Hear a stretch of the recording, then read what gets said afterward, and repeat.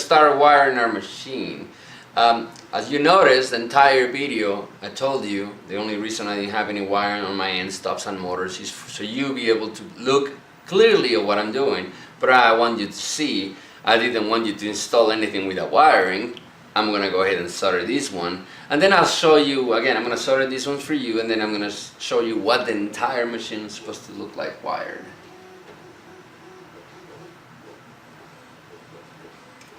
Oh, there it goes, it fell off.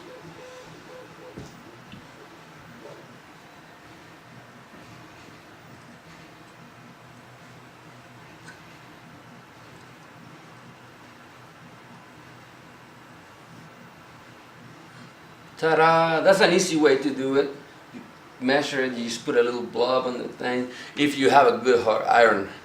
This iron gets up really fast, as you can see it's really thick, and so it helps you just put the solder in the leg and then make an arc around your wire so you can wrap it around and then just put it around and touch it with the iron and all the solder goes to it. Anyways, as I said, you can see the wire is soldered, and I'm gonna go ahead and cut this off and I'll show you what it looks like when it's wired.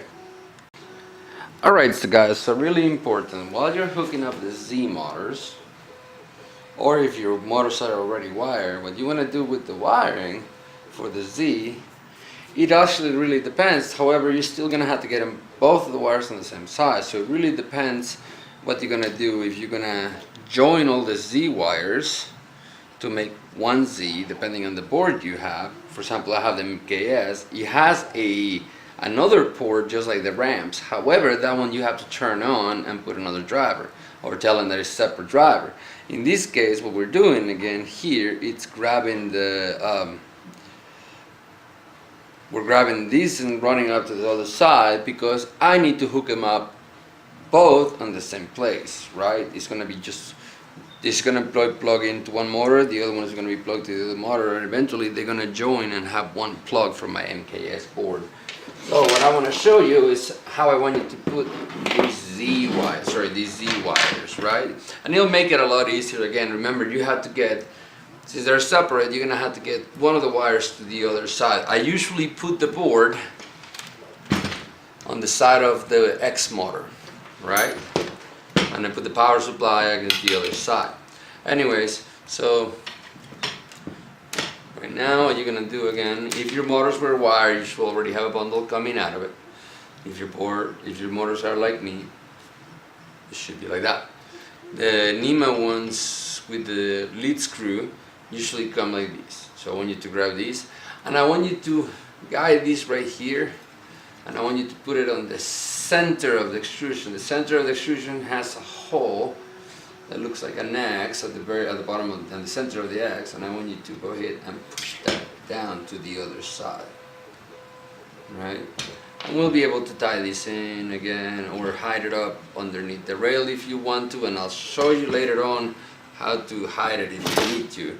But now, as you can see, I have my wiring right here, right? So I'm going to solder these to the wires coming out of that motor, and I'm going to make one whole rail of wires coming out of here, coming out of the motor. The reason I asked you to get 12 millimeters and 10 millimeters screws, or the M6 bolts, it's because you want to be able to run wires underneath. But if it's, that's why I say no longer than 12, because if you get longer than 12, then the wire will get stopped by the bolt, and then you won't be able to run it underneath to make it look neater. Anyways, again, this is how I'm running mine. You don't have to run this way. I'm not going to show you all the wiring. What I meant by wiring electronics, so I'm going to show you how to plug it to the board and make sure everything is plugged in the right direction. And at some point or another, I had to show you how to hook up the sensor. Anyways, yeah, as you can see now, it should look just like yours. I'm starting to have a mess of bundle of wires. So that's what it's supposed to look like again, and I don't have the X ones yet.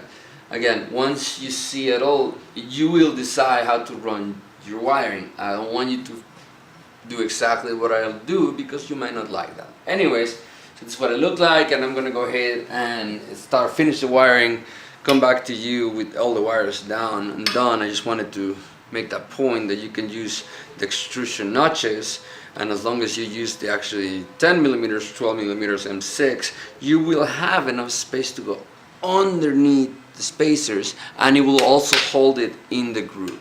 Alright, so I'll show you here in a second once it's all wired up together, and then we'll move on to the extruder. Alright, so we're ready to mount our extruder. However, I wanted to show you something really quick first, okay? Remember how I said I had to plug mine only to one wire, both of my C's. If you have a ramps board, you will have two plugs, so you wouldn't need to make just one wire out of both motors.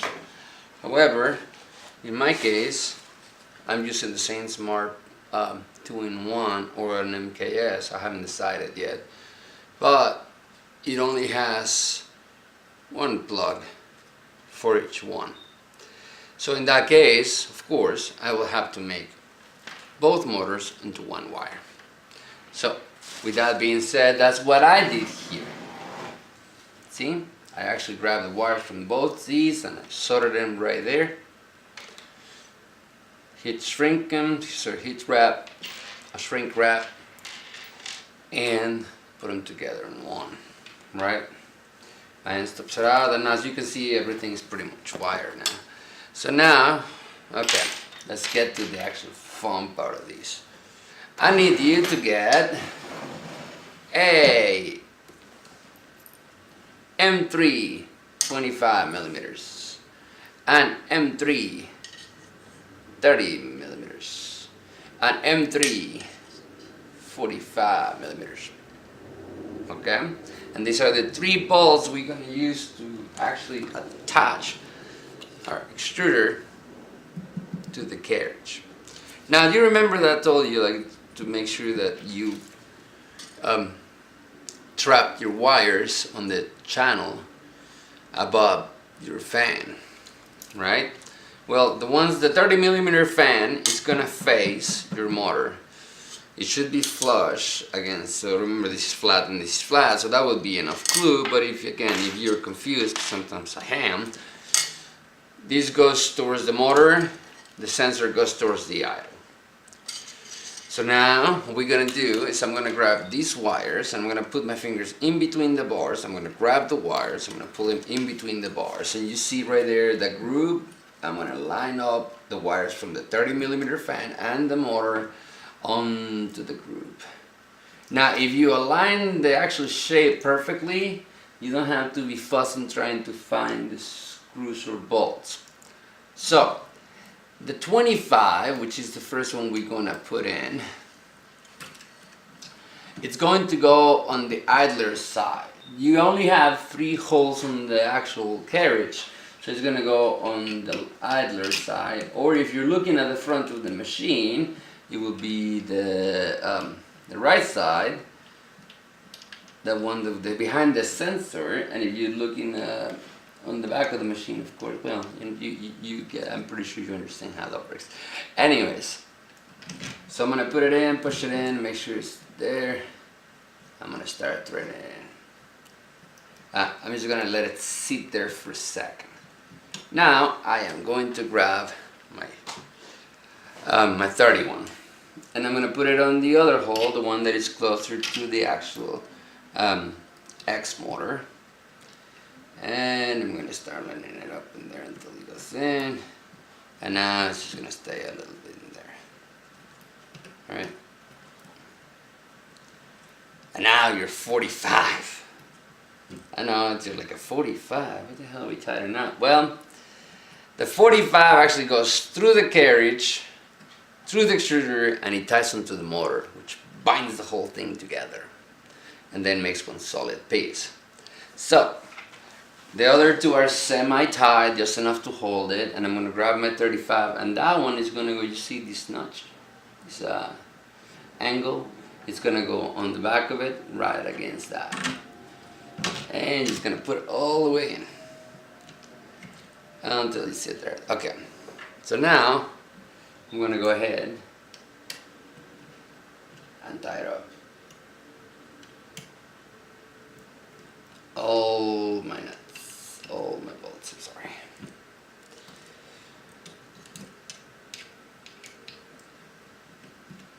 So once the bolts are tied up all the way in, you'll feel it right away, because you'll feel the part like pull away from your hand as you're holding it towards the actual carriage. So that one's tied up. That one's tied up.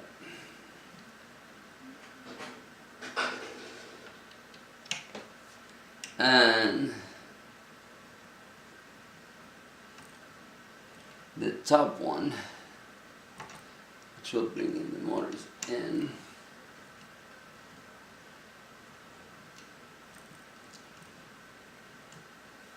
is tied up. See? So now it won't come out. Even if something happens, the one on the top is attaching the motor to the extruder carriage, so it's a pretty solid extruder, as you can see. It's actually kind of hard to turn even when it's plastic. Now I know that you noticed all my special little plugs here. That's up to you. Again, I like quick disconnect things. That's why I made these things. However, again, if you trust the machine again and you don't want to remove these or mess fuss with it, just do the wiring. Again, the only reason I do these fast connections, it's because I want to be able just to, if anything happens to the extruder, pull the extruder out, put a new extruder, and then figure out what's wrong with it, instead of like having to fiddle with it until I fix it to put another one. Again, I have these things laying around too sometimes. So now I'm going to show you the back of see what it looks like.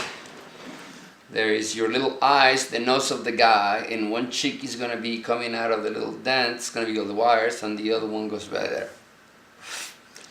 You see right here, there's a notch. I want you to put the wires for the hot end.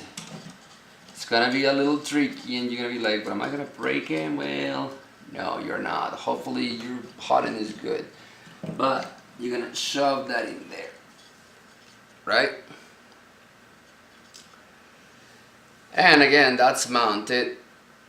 You need to tighten this right here with a zip tie. There's a hole right here. I'm gonna go ahead and do that for you. So give me 1 second. I'm gonna go get some zip ties. I didn't have them ready. I forgot. But I'm gonna go get some. I'll show you what it looks like tied up.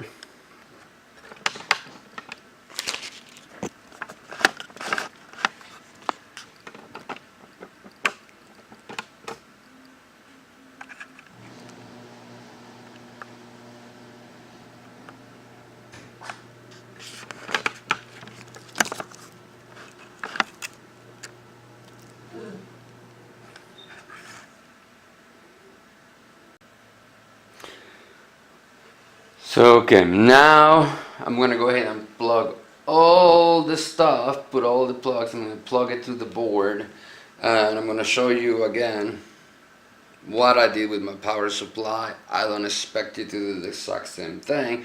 Again, as I say, I was going to teach you how to build these, the wiring and all that, of course part of it, but I'm gonna use different components that you are. So I'm gonna go ahead and put all my connections on it. And I'll bring the board, show you how to plug it. It's again plug and play. The X goes on the X, Y goes on the Y, so on and so forth. If you have a different sensor, I will make a different video for that. As a matter of fact, again, remember, you just put the whatever plugs your board takes to these, and just plug it to the board, just your extruder, so on and so forth. If for any reason your board takes these ones, notice that you cannot just flip them over to reverse the voltage, so the direction on your board or on your printer. So what I need you to do, remember these, if they're this kind, and anything else you define, like if direction and so on, that can be defined in Marlin. Don't unplug and plug things out of your printer. Do the correct way. Do it on the firmware. Anyways, I'm gonna go ahead and mount all the other plugs. I'll show you what it looks like all together, and then we go ahead and plug it to the board again. Just doing it just for funsies, just in case some of you actually have questions about that. Alright, well, check this out. Again, anything that needs a plug, a crimped, I don't know, again, I didn't show you that because if you have DuPont for your board, it will be different than these plugs. But if you have an MKS or you're planning doing more kind of printers like this with an MKS board, I would recommend you to go ahead and get one of these JS tickets, and it comes with a crimping tool. This crimping tool makes time is so much faster, it truly is. Anyways, here's my board. And now I wire all my motors, but I don't know which directions they are, right? So again, we're gonna change that on firmware. And so all I will have to do now, this is the this is the end stop for my X. I will just plug it in my end stop for my X. Pretty sure you get the idea here of what I'm saying. So again, just grab your plugs. For example, this is my X again. I'm gonna put it in. I'm just gonna plug it right to the X. And if you want to, this is what I do. I put a little tape on it and I mark each one of them. Because remember, the board is gonna be out here, it's gonna be all wired up. So the idea would be, or wherever you wanna put the board, I'm sorry, but it will be able to, like, you unplug them all and then you don't have to trace them back down. All you do is just look at the label. You know that that's the end stop and you know that that's the actual X motor. And I did the same thing with the Y. The Z doesn't have an end stop, so it's all by itself. And then the Y, that's my end stop and my motor. Okay? So again, you just plug and play all on the board. If you are running this board and you want to plug the hot end fan, there is a parts fan and a hot end fan. And the hot end fan always has to be running, right? So if you're running an MKS, the first set of pins right here will be 12 volts and the second set of pins will be 5 volts. And since no fan runs in 5 volts, or none that we have, we're gonna use the 12 volts. The same thing, I guess, in your ramps. If you have a ramps or a net or anything else like that, then if you have a ramps for running your constant fan, I'm gonna move these. You see that diode right there? Beneath that diode, there's 2 spots where you can solder wires, and it's got positive and negative on it, right? And you notice I got pins. So that's where you can plug your actually you can solder there your fan that is going to stay on constantly. I don't know if the net board has anything like that. If not, what you can do is you can plug this fan to the power supply so it's always on. Remember, that has to be always on. Anyways, well, yeah, that's pretty much it. So next I'm going to show you what it looks like already plugged and mounted somewhere. I'm pretty sure I'm going to mount it on the top just like my other one. And the power supply I'm going to mount on the rear. I printed, I'm going to show you now. Remember, all these parts came from an old machine. It was just an upgrade to the machine that my daughter did, so she built hers and then I upgraded it for her. So this is my power supply. Notice I printed a cover for the plugs and I have a switch. Right, this switch is wired where this button is, this light is always on, and when it doesn't matter if the switch is on or not, that light is always on, so it's easier to fan in the dark if you're done printing just to turn it off. Either way. Anyways, so the board is going to sit on this side or on this side, whichever you prefer, whichever is easier for you. I guess, again, all you're going to have to do is make these holes a little bigger for the M6 if you're making the MKS, or if not, whatever you mount you do, you decide where to put it. So in my case, I'm going to just put it on the size of the motor. So what I'm going to do is I'm going to put my power supply, and I have a mount that holds the power supply right here. Again, I don't know which power supply you're using. That's why I didn't have that either. Because I wanted you guys to be like, hey, this power supply mount doesn't work. Well, it's because you're mounting a PC power supply. Anyways, and this is where it's going to go. Notice that I'm sitting it on the edge of the corner, so that takes some weight off of it, and the mount is all it's going to do is going to force it to stay where it is. So it's being held in the bottom, it's being held in the top, right? And then from there, I can run my wiring through here, through the hole on top, on the extrusion, bring it out here and just plug it to the board. So the wiring for the power supply is completely out of the way. So I'm gonna go ahead and put it together, plug it up, and show you what it looks like. So when we come back, since all my wiring is done, when you come back, all this is gonna be one bundle of cable, and it's gonna be already wrapped up. Again, so don't be confused. All my wires are already wrapped up. The reason already wrapped up is because I already showed you how to do all this. But before we go on, I want you to grab all the wires, all of them, right? And the wire that comes from the sensor is in the very top, because it comes from the top of the sensor. So I want you to grab all the wires and stick them as close as you can to the sensor, right here, right here. You grab all the bundles of the wires, and you're gonna grab one zip tie, and you're gonna put it around the cable for the sensor, and that's what's gonna hold. Because the cable for the sensor, the wire for the sensor is a whole lot bigger. It's just gonna hold all our stuff like this. You see how it's upwards? So when it's printing, if this was lacking down, Prusa has it sideways with a piece of filament, 3 millimeters. He actually has a hole for you to put a 3 millimeter filament and run it backwards so it's more stiff. So what I found, again, since I actually have this cable, I can just use this cable, and then I'm going to wrap it up. And either way, remember, my place for my board, in my case, is going to be up here. So this is going to be easy just to go like that, right? And when it goes down, oh, I know you guys are scared, but remember, the Acme would not move one at a time. They had to be equilateral to move. Sorry, they had to be sent up for it to move both at the same time. They have to sync for it to be able to go down. So now I'm going to snip this. And as I say, that's my wire bundle, and it's going to go this close to your machine. I'm going to wrap up my cables. I hate messes. Again, I'm not judging. If you're okay with the wires just hanging, that's okay. I'm not judging. Again, this is something I just do because I like what it looks like. Either way, I'm going to plug this up, I'm going to wrap this up, I'm going to mount the power supply, and I'll show you what it looks like when everything is done. Again, I did not add these or these because I don't know what power supply you have. Alright, and that's the timer for my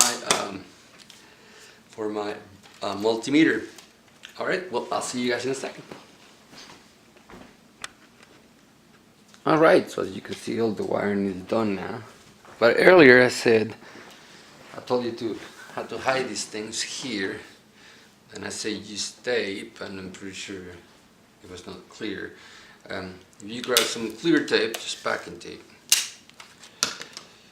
you can even flip the machine on its side, right? Once it's flipped, you're gonna grab this and you're gonna just try to keep them in the groove. Just grab the tape.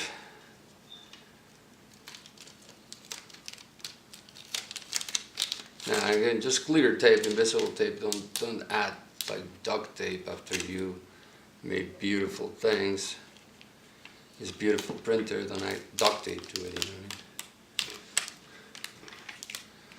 I mean? And then just cover it over.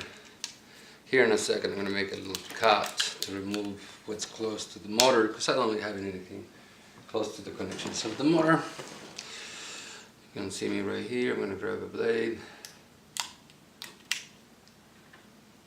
Cut it right here to the motor. And I'm going to cut it right here on the motor, so there's a little ghetto. That's the end where it leaves. Get a fabulous. And the less tape I have in my machine, the better. But again, it's just an easy way to hide it on the fly. And the better you are at putting tape, I guess, the better it's going to look. I'm not too good at it. I just punch out the bubbles and pop it in. Right? So that's it. So you're going to do that for both sides. So as you can see, I have all my wires now bundled. Again, I didn't make a video about that because I don't know how you like your machines. A lot of people have seen actually, they like the wiring and they like easy access to the wiring. I like these particular wraps because they're easy to access in the wiring. But again, I don't have wire. I mean, it's the same option technically. It's just a little more work, just a tad bit more work to take these off and take these off to look for the wires. Earlier when I said I'm going to have some parts that you don't have, what I meant by that, I mean this part right here for my power supply, because, and the mount for the board. Also, the other thing I meant is the connections that I made. I made these connections for the hot end and the extruder, just so I can plug and play. I already told you that earlier. I'm just repeating myself just so you know that it's not that I'm cheating you out of a class. It's that I'm doing different things, and this is something I just picked up over the years. A lot of people don't like having connections so close because they might get hot or so on and so forth. So the mount for the power supply, if you want that, it's called Fuente de Poder, which is a Spanish word for power supply, and you can find it on Thingiverse. The box, I'm not going to replace the box because a friend of mine printed this box for me. You can see the ringing, it's terrible, and the layers are a little, let's just say, leave much to be desired. However, he did print it for me, so it was really nice for him to do that. So I'm just going to go ahead and use it because this has always been the dedicated one that is hold the board for the gear, for the machine that I took down apart. You guys don't know what I'm talking about. Anyways, so that's it. I'm gonna, again, these all should be plugged. I'm not gonna show you how to plug these because you may have an Annette, you may have a Ramps, you may have a Melzi, you may have a Sanguino Lolu, right? So I'm not gonna show you how to plug that. Again, just remember that once you do your sensor, if it's a 5 volts, you're gonna be able to use these. The brown one and the 5 volts is the plus, so the positive, the blue one is the negative, and the black one is the signal. So just make sure to look at your board so you see the order when you plug it, you don't blow up the sensor or burn the board. So yeah. So next I'm gonna show you pretty much is how to code. I'm gonna show you code it. I have a video how to upload Marlin, so I'm not gonna go like in detail of how to upload Marlin. However, and that's a big however, I will teach you on the Marlin how to turn this on, your sensor, right? And how to make sure that it's touching the bed where you want it to touch every time. Because the dimensions, I usually shorten my machines a little bit. I don't like that much spacing between them, so I like shorten them a little bit. So my sensor ends up right above the bed. Yours might be off the bed, and we're gonna have to correct that, right? So the sensor should always be above the bed, no matter what. So when this goes home or starts meshing, the first point is found instead of just going down and pushing against your bed and running up to your bed. You don't want to do that specifically because I don't know what you have the voltage on your drivers. Anyways, so that's that. Next time you see it, it's gonna have the power supply mounted and the board mounted, and then I'll show you how to code it and I'll show it to you printed. I swear I'm almost done. Alright, see you next video. Alright, so that's what it looks like once it's wired, on my style of course. As I say, I didn't give you these or instructions on these on the power supply because you may have a different power supply, and the things that I have for my power supply might not work for yours. For example,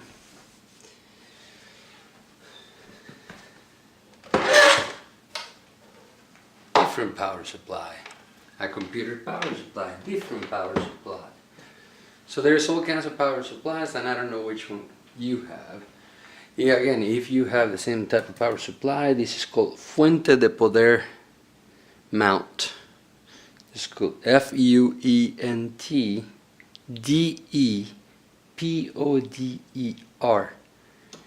And that's that blue mount that I'm holding my power supply with. If you have the same, and if you have any questions, just either find me at Facebook group Forward 3D Printing, or you can just leave a message on the YouTube and I will respond, and I will give you the STL or the actual place where you can get it. So that's what it looks like now. It's got all the bells and whistles now, other than the X. And you were wondering, why is there no X built? Yeah, Yordi, you haven't told us how to put it. Well, The X belt, usually I put the very last. And the reason I do that is because I want to make sure that everything is tightened before I try to put tension onto these rods, right? So I'm going to go ahead and get my belt, show you how to put it on. You might not be able to see very well because, you know, I have all the wiring in the machine and the lighting. It's nighttime now, so the light is poor. But if you actually cannot see, you can go back to the YouTube video, tighten your belts, and you're gonna use that method, that's all. So I'm gonna go ahead and put in the belt, and I'll show you what it looks like. As a matter of fact, I'm going to go ahead and teach you how to do it live. So if you guys give me 1 second, I'll be right back. Alright, so as you can see, we're back, and now we're looking at the back of our machine, the back of the extruder. I'm going to flip it over and show you how to do it. I just wanted you to see where you tie the zip ties. Right beneath the top zip tie, there's actually a hole that captures the belt, so it's not out of the place or wobbling. So again, I'm going to show you from this side really quick what it would look like. Your belt would actually go through there. See? Right beneath your zip tie. So that's where it goes. Remember, we don't need zip ties for these to self-capture the belt. These belts are these pairs are self-capture, so zip ties here won't help you with anything. Super important, the side that has the idler, once you actually self-capture it, the loop is going to have to be flush against the part, because if not, what's going to happen is when it hits the idler, it's going to double up and it's going to bind. So you want to make this one basically just like that, where at the end of it, when you crimp it, I'm sorry, it might be in your way, when you crimp it right here, that's all I want left. Either you can have up to one of the teeth of the belt. That's as much as you can have outside the extruder. So we usually put this side first, tie this side first, and then we tie the other one, because the other one for the motor has a space in between before it gets to the pulley. So that's where you can add your slack on that side. Alrighty, making sure that the camera is still doing. See, that's why I built it without the wiring first, so you could see what I was doing. Anyways, I'm gonna mount this here for you, but since you won't be able to see very clearly, I'm gonna refer you to go back and look at your tighten your belt video, and that right there will teach you actually how to put these tightened. You're gonna have to loosen the motor to swing it, all that good stuff. You just watch the video and you'll understand. The only thing I'm gonna have to show you here, because I didn't show it in the video, is how they self-capture. So I'm gonna do it just from here, from the side. See? You're gonna grab these. If you have rubber belts like the black ones with not steel, this would be easier just to do with your hands. However, if you have a steel belt, you may need needle nose pliers. I sometimes need them, sometimes don't, depends on how tight my parts are. Right now I won't need it because, again, I've done this 1,000 times, but sometimes I actually do need it. It depends who printed the parts. You see right there, I'm going to make a loop and a clip, and the belt itself, the teeth locked right here against each other, so that's how it stays in place. You don't have to put any zip ties or anything. You see how I have a little slack here, I have a little left, I have about 3 teeth left. That's okay on this side. On the other side, you cannot have more than 1 teeth left coming out from the bottom right here on the loop, because it will run, remember, against your idler, and then it will bind before it gets, so you're not getting a true measurement of what you need to. of your distances. Anyways, I'm going to go ahead and put the belt on. I just wanted to show you how they capture. And again, I'm going to do it on the fly so you can see it again really quick. You're going to grab a loop. And you're going to have to adjust the loop. Again, I can just look at it now and tell how far. But you're going to have to adjust your loop to make sure that there's no slag. You're going to grab it with needle. Either if you can do this, or if you have a steel, I would recommend you to grab needle nose pliers. First thing you're going to do right here on the edge, where that partition is in between the plastic, you're going to grab there, both sides of the belt, and you're going to pinch it against it just like that, right? And then you're just going to push in the circle. You're going to have to adjust a couple of times until you get there. And I'm just going to push in the belt, make sure that it's as far as it can go. And you tug it, and you see that tightens up the belt. So you're going to do the same for the other side. Remember, minus leaving teed out. It needs to be full. The bottom part is the lag, what is the slack, what is left. I need you to put it flushed. So it's going to take a little while, but that is the easy part. I'm going to go ahead and put my belt and I'll show you what it looks like. Alright, so this is what it's going to sound like.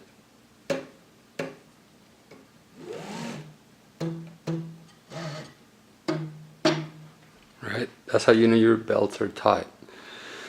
So again, if you couldn't see very clearly what I was doing, I need you to go to YouTube, to my channel, where you're actually already there, and I need you to look for the video that says tighten your belts, and it's going to show you how I want you to tighten it. And then I just showed you how to actually entrap it. Like, you remember, it actually self-captures itself on this model, so you won't need zip ties. Anyways, that's pretty much it. Next thing we're going to do is we're going to coat it. I'm going to show you how to turn on the sensor that you just install on your machine. Make sure that it does the calibration, make sure that it does everything that we want it to do, and then we print something and we'll be done.